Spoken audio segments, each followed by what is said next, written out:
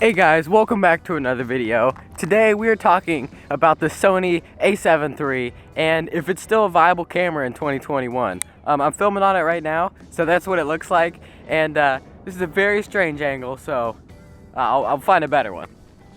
So I recently picked up a Sony a7 III. Hopefully you guys have seen the unboxing video. There'll be a link to that at the end of this video. But I've been using this for about a month now. I filmed probably 7 or 8 videos on this, so I've gotten a pretty good feel for this camera, and I've been able to form a pretty good opinion on what I like about this camera, what I don't like about this camera, and if I think it's viable in 2021. So to start off this video, I'm going to start with all the pros of it, because that's the longest list. There's a lot of pros. This is a really great camera. I'm just going to say that flat out in the beginning. And if you guys want to see any test footage of this camera, of course I'm filming this whole video on the Sony a7 III except for the B-roll, because that would be pretty much impossible unless I had 2 Sony a7 IIIs. And if you want to see some vlog and more test footage, I have a link popping up somewhere on the screen at the top. No one ever clicks on those, but there's every video that I posted right now that has been filmed on the Sony a7 III. So if you want to go check those out, feel free to. But starting off with the pros, number one is this thing is of course full frame, which means it gets a really wide angle. It's not cropped, it's not an APS-C, it's a full frame, which means it's great. It gets great depth of field, great dynamic range.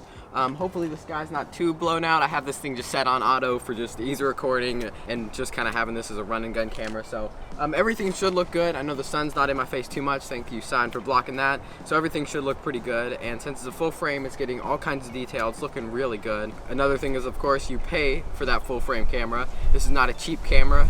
If you want to go pick one of these up, there's a lot of wind. If you want to go pick one of these up, I have some links down in the description down below for the a7 III if you want to pick it up. If you decide at the end of this video this is a really great camera. But the Sony a7 III does do really good recording quality. It starts at 1080. I don't think it even does 720 because why bother? It starts at 1080p from 24 to 30 to 60 to 120 frames a second, which is really good. This video is being shot in 24 frames a second at 1080p, but this thing can also do uncropped, keeps all its autofocus points, keeps that snappy autofocus at 4K on 24 and 30 frames. You're not going to get 60 or 120, which would be a little bit crazy. That's reserved for the a7S III. But this thing does do basically all the recording frames and quality that you basically would need for everyday YouTube, and it does it at stunning Sony quality. The wind is really bad, but I'm not color grading this footage at all. I actually just have a picture profile on. It's called like fall leaves or autumn leaves or something, and it makes everything just kind of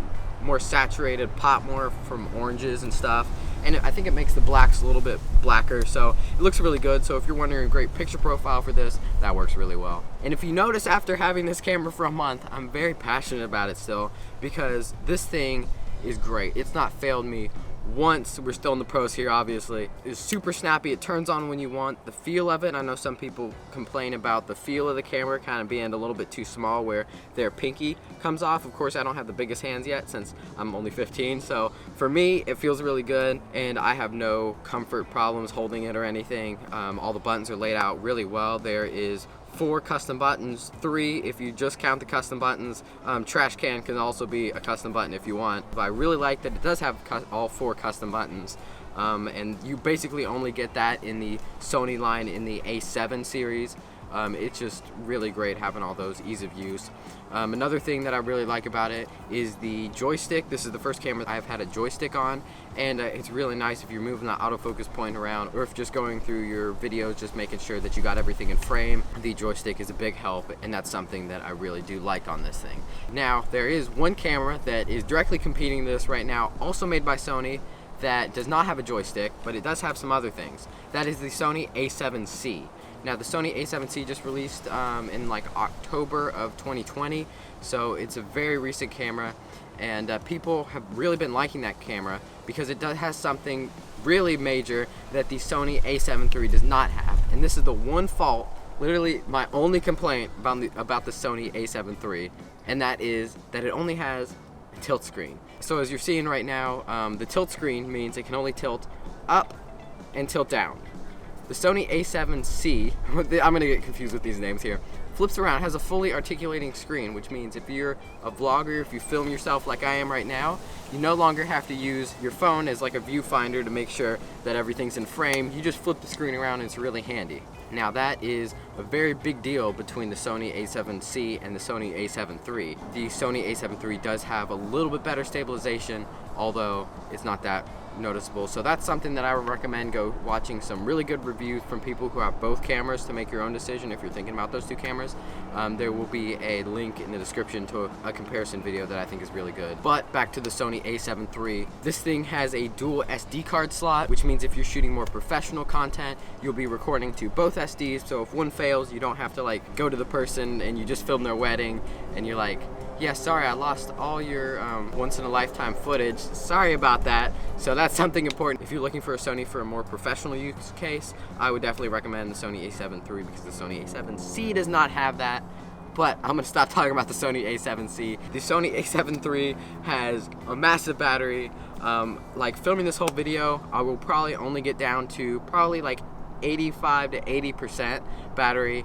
The battery lasts forever. I've not been able to get it under 70% on like a whole video shoot. Battery is really good, almost too good, which is not possible. So it's completely great. It's massive, it goes in the grip, and I have not been able to drain it under 70, which is insane. And that's about all the pros I have. I realize I kind of went into cons talking about the flip screen. That's my one con, is the flip screen. One thing that people think I might mention in the cons section is the autofocus. Personally for me, the autofocus has been great. It hasn't skipped a beat for me. Like if I come close to the camera, it's gonna stay focused on me. If I back away, it's gonna stay focused on me. It doesn't have any autofocus problems at all. I have not had one shot where I wasn't in focus. So this thing sticks really well to you and it tracks your face and it does really well. So no complaints in the autofocus department at all. And one thing I think is worth mentioning that is not necessarily a con because it's really handy. Something just banged behind me, but that is the exposure dial on the side. That thing accidentally gets hit all the time, and right before you film every time, you want to make sure that that thing has not been hit, because if you hit it, it makes your shot way too exposed or way too underexposed and it ruins your shot. So that's one thing that's really handy if you think about it. If you don't think about it, you'll accidentally hit it and it'll mess up your shot. So kind of a good thing and a bad thing that you have to keep in the back of your head when you record. But basically, that's all my pros, all my cons for this. And I have been using this, like I said, for a month now, shooting not just sit-down videos or talking head videos like this. I've been shooting some vlogs, and I've just used this in pretty much fully auto, auto exposure, auto ISO, auto focus, everything in auto, and this thing has not skipped a beat on me. One vlog I filmed, which I've already uploaded, was super overexposed, which is my fault because of that exposure dial on the side. So that's something I had to learn. I'm telling you guys so you don't have to learn that. Using this in fully auto, which sounds like a gun, but in fully auto, shooting vlogs, talking head segments, B-roll, this thing has not failed on me once. Auto, it's great. This thing does really well.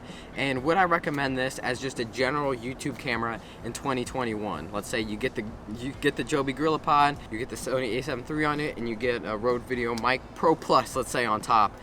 Is this thing gonna work well for you just for general YouTube in 2021? 100%. I would totally recommend this thing. This thing is just completely great. I absolutely love it, and all my videos from now on will be filmed on the Sony a7 III, and I'm super excited for it. And one thing I want to mention is, depending on when you're viewing this, if you're viewing this, let's say sometime in June or later in 2021, I'd recommend not buying the Sony a7 III.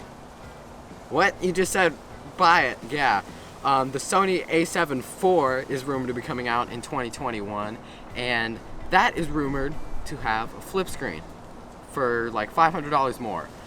If you want the camera that'll last you a long time, wait if it's after June and see what the a7 IV looks like. The a7 IV doesn't have a flip screen like the A1 that they just announced today.